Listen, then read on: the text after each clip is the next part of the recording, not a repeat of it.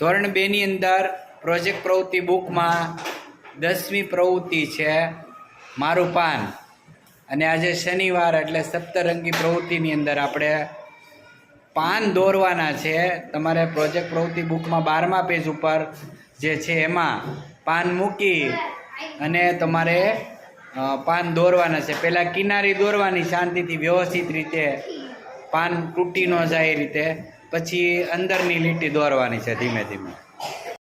Project પ્રવૃત્તિની અંદર 10મું પાનું જુઓ, એમાં મારું પાન 10મી પ્રવૃત્તિ 12મા પેજ ઉપર છે, જુઓ તમે. તો આ રીતે પાન મૂકી અને તમારે પાન બનાવવાનું છે.